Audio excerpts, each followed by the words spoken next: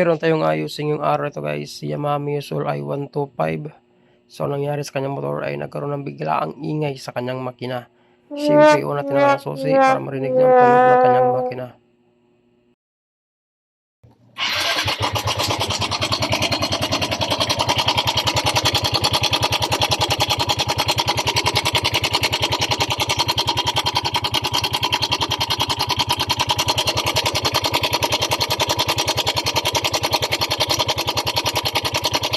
Saan kaya nanggaling ang lakas ng lagitik o tunog o ingay ng kanyang makina?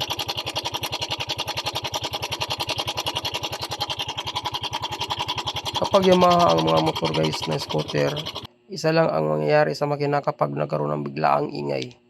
So siyempre guys, ang natin tinan ang kanyang tensioner tosser. Para ma-confirm natin yan ay kailangan natin magicin ang kanyang gearbox. So yan guys, na magic na natin ang kanyang gearbox. Makukuha natin dyan ang tensioner kapag matanggal natin ang dalawang bolt na yan. May isang bolt dyan na medyo mahirap hugutin. So ang unahin natin tanggalin ang isang bolt na mas mabilis siyang matanggal. Itong tensioner ito guys ay sobrang lambot, no? Almost 5 years or 6 years ang pinakamataas na lifespan ng bolt tensioner na ito. Okay. Usually ito ay nangyayari lamang sa mga scooter. Kapag nagkaroon ng biglaang ingay yung makina habang nasa biyahe at biglang nagkaroon ng lagapak o sobrang lagitik, kadalasang issue nito ay tensioner. So nangyayari ito guys sa mga scooter, pero nangyayari na ito sa mga sniper na 135 na motor, mga clutching, kahit mga 2 buwan pa lang galing sa kumpanya o sa planta ay nagkaroon o naka-experience na ng ganitong senaryo. So itong bolt ito guys, sa tinuro ko, yan po ang isa medyo may kahirapan ng kaunti. Kahit hindi na natin galawin ang kanyang throttle body, pwede na natin makalas ang bolt na yan. Pwede natin ito guys, tanggalin na siya, diba? Nilugan ko yan kanina. So ito lang ang tatanggalin natin. Kapag umatras yung tosser guys, automatic nagkaroon niya ng kalampag ang timing chain sa loob ng kanyang makina. Kasi gumagalaw yan, umiikot ng 360 degrees. So ngayon guys, kapag matanggal natin tosser, ito natin ma-confirm na ang dahilan kung bakit nagkaroon ng biglaang lagitik o kalapag ang kanyang makina ay dahil sa umatras ang ating tosser. So yan guys, confirm na confirm. Ito ang una nyong gawin kapag naka-experience ang inyong motor ng ganitong senaryo.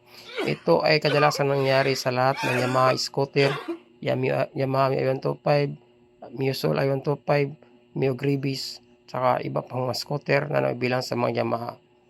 So ang sakit nito guys ay lalabas lamang kapag umabot ang inyong motor ay nasa mga siguro 4 to 5 years. So ito meron siyang rubber sa ibabaw. Yan po, dyan po tayo magkakaroon ng adjustment. Dito natin malaman kung hindi na nako-function ang kanyang tosser.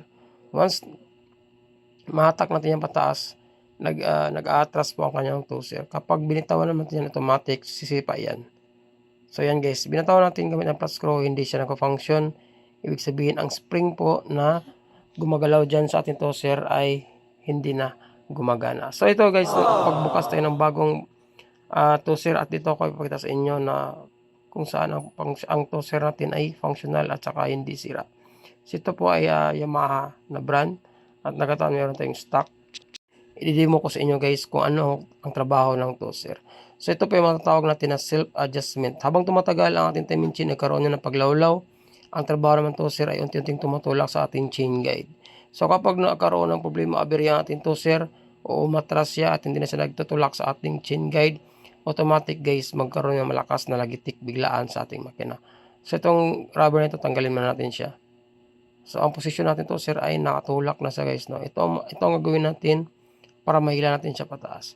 So itong plate na yan guys na nasa kamay ko, yan po ay pang-lock lang niya kapag hinihila natin ng tosser pataas.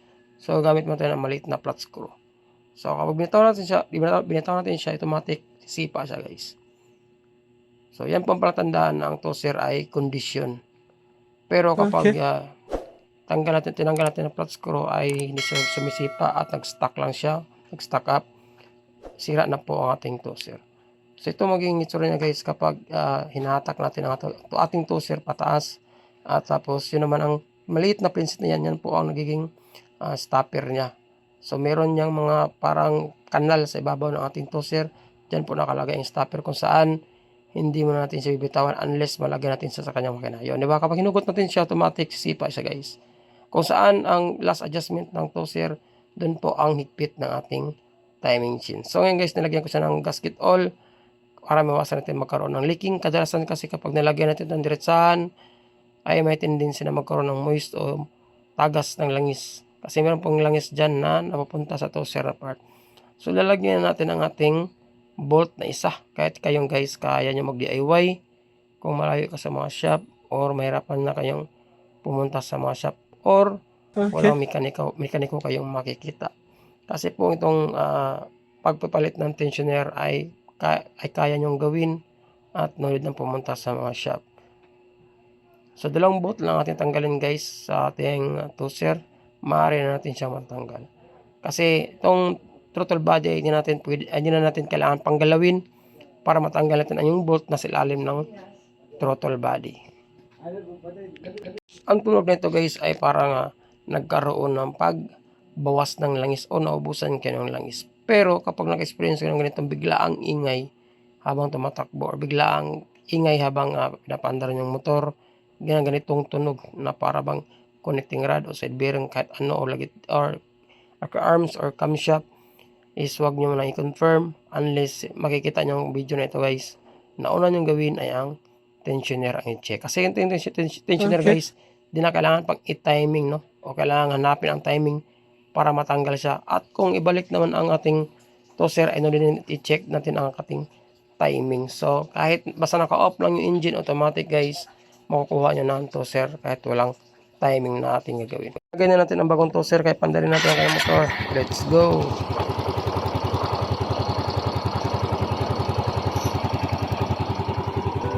Yun no, wala lang ingay ang kanyang makina.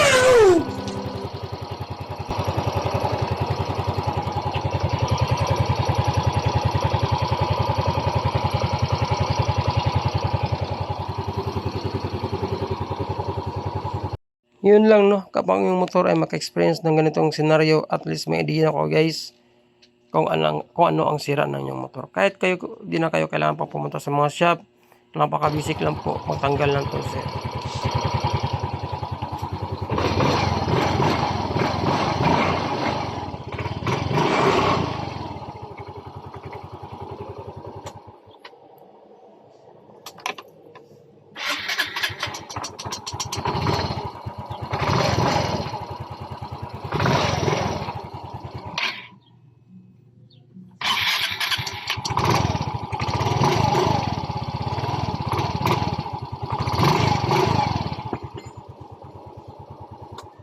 Maraming salamat at syempre see you sa aking next video. Ride safe, God bless. Ayos.